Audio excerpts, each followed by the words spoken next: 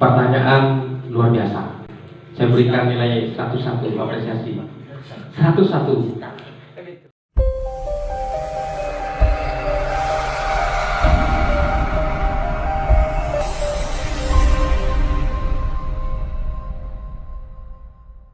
Gak apa-apa 5 menit kita sharing, minimal 3 pertanyaan. Boleh hanya apa saja, yang penting bukan hukum fikih ya, bukan hanya masalah head gitu, nifas istihadah, bukan ya. Mari boleh diskusi, sharing apa saja terserah. Minimal saya bisa berbagi rasa kepada antum saat ini. Pak, bagaimana bisa jadi penulis? Sangat mudah itu.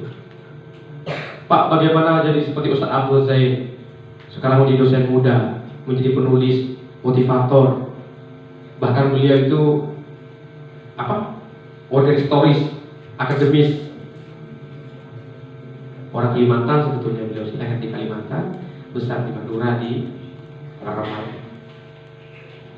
Mari bisa sharing. Siap nggak 5 menit lagi? Siap. Nah, saya tanyakan, siap nggak? Siap. Ya, komitmen 5 menit lagi. Jadi nanti lewat 5 menit jam 8:30. Silakan, saya persilakan sebelum ditutup. Ada yang mau sharing, curhat, saya jawab, monggo. Terkait cara menghafal mau ribet Pak, kami juga pernah mengalami. Dulu bagaimana menghafal dan belajar, sudah. Mari, silakan.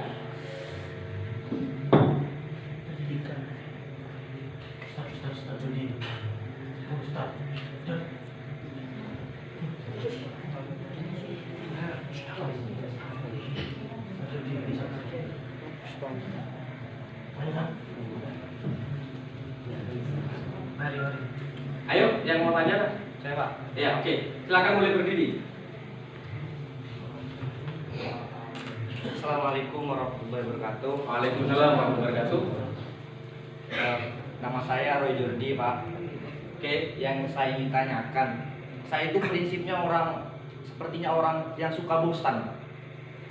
Ketika mendapatkan motivasi dari seorang, saya seakan-akan mau belajar terus tidak pernah mau tidur. Tapi setelah itu, saya ingin melangkah untuk kedepannya lebih baik. Saya terlalu bosan, Pak. Setiap kali mau melangkah, pasti ada rasa bosan yang menghantui saya. Sepertinya saya harus mendapatkan motivasi-motivasi baru agar badan saya bisa tergerak lagi, tidak emas lagi. Bagaimana untuk mengatasinya, Pak? Terima kasih. Assalamualaikum warahmatullahi wabarakatuh.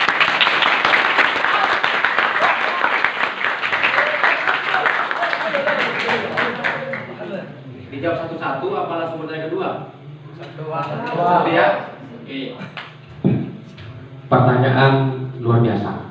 Saya berikan nilai 1-1 apresiasi. 1-1. Bagaimana untuk menghindari atau meminimalisir rasa bosan yang sering timbul dalam diri kita? Atau sekalipun kadang ketika motivasi baru sampai kepada kita ini semangat ya. Jujur, itu dirasakan oleh hampir semua manusia, termasuk yang sedang ngomong ke depan ini. Oke, begini teman-teman. Ada salah satu kunci yang sebetulnya paling mujarab untuk kita tirakati. Apa itu? Mengenali kedirian kalian. Mendalami kalian itu siapa? Engkau siapa sebetulnya? Kalau kita sudah mampu menjawab siapa kita, mengenali diri kita yang sesungguhnya, dan ini sebetulnya dilatih di pondok pesantren itu dengan tirakat bangun tengah malam, hafalan sekian-sekian, itu merupakan sebuah proses untuk mengenali kedirian kita. Terlepas dari bahasa bosan yang disampaikan barusan, Al-Quran mengenaskan itu memang manusia itu memang banyak bosannya, dibuktikan dengan mereka suka banyak tanya. Bagaimana Pak di antara solusinya? 1, mengenali kalian yang sesungguhnya. Seringlah muhasabah dengan sendirinya. Coba kamu berwirid kepada diri kamu sendiri, eja kamu itu. Engkau oleh siapa? Berapa tahun mulai terbit? Oleh apa? Tengok tuh yang rumah apa saya kelaku, saya kebiasaan apa saya kau. Kau ada yang laku mau lewat kecewa. Pas tak sesuai berharapan yang tua. Pada yang tua misalnya. Itu dieja terus deh. Sampai kamu paling tidak kamu meneteskan air mata sekalipun tidak nangis. Ini sebuah upaya mengenali kedirian untuk menjawab semua kebosanan itu. bisa dikaji nanti di salah satunya di Peradaban Sarung lah, di buku itu ada bukunya. Boleh nanti kontak ke saya kalau mau pinjam, tinggal saya titipkan. Yang kedua, penting kamu punya partner, punya sahabat, punya teman, sehingga kita taklim memberikan jawaban, memberikan pendekatan. Wa irsyadu ustaz, dimintalah petunjuk kepada guru. Penting. Bahkan taklim itu yang memperbolehkan, kitab itu, agama itu yang memperbolehkan at-taladdud. Nisbah manis itu kan, kusmah bagus itu kun guru.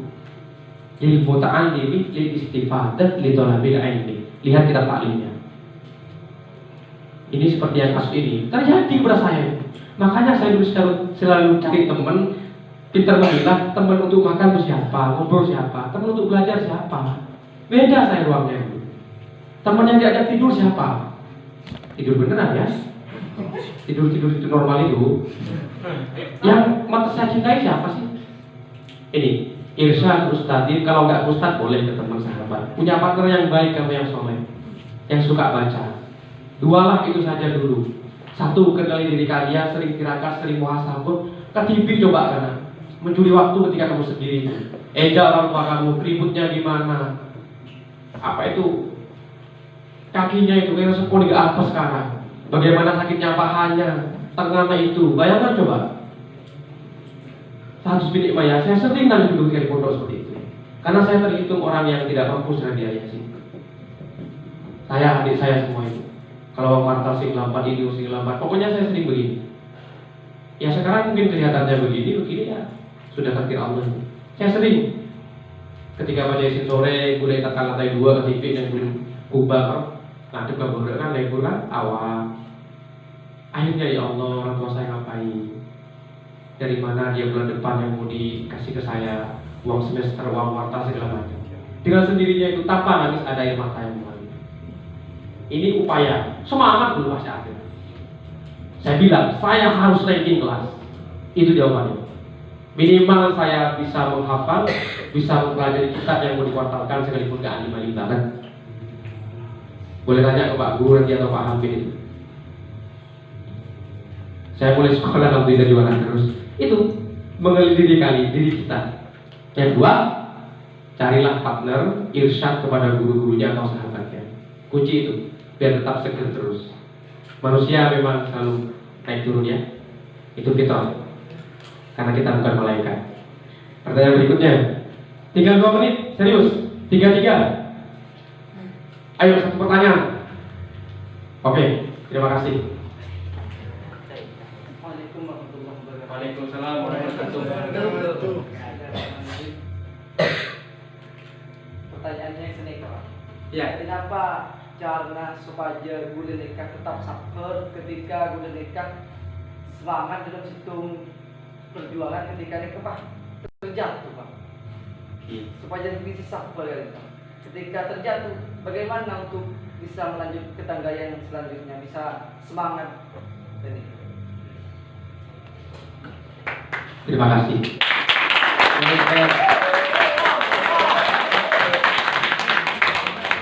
Ini mau dijawab dari tasawufnya atau teori pendidikan?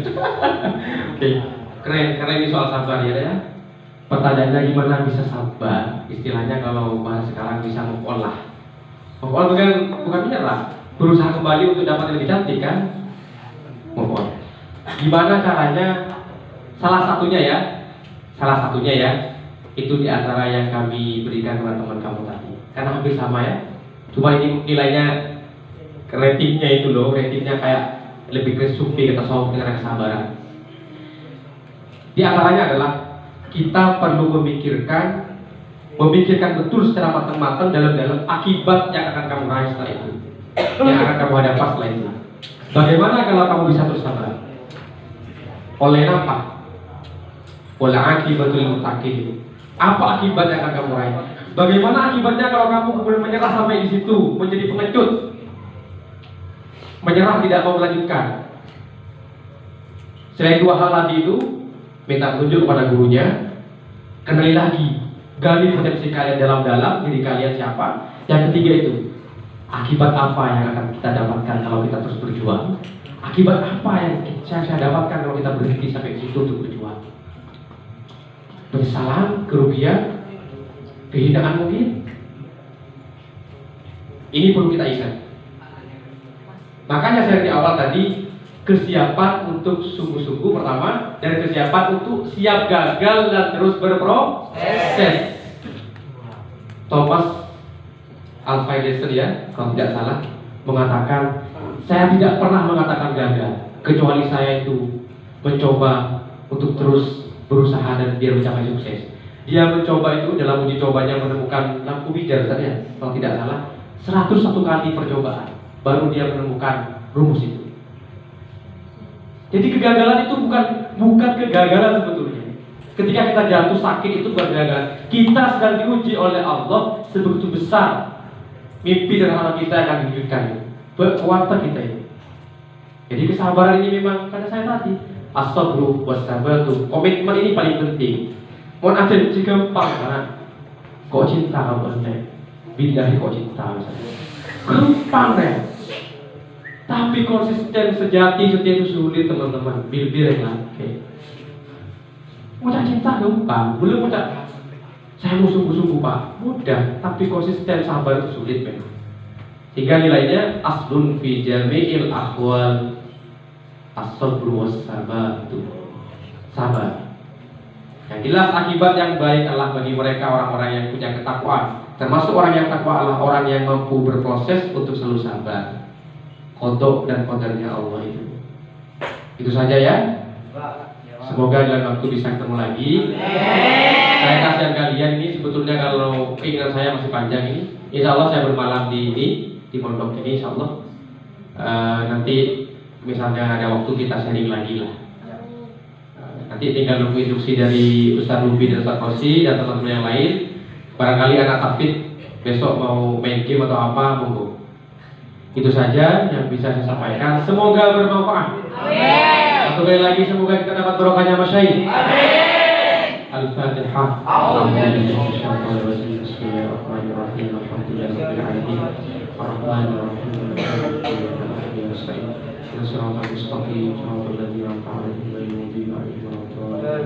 Wassalamualaikum warahmatullahi wabarakatuh.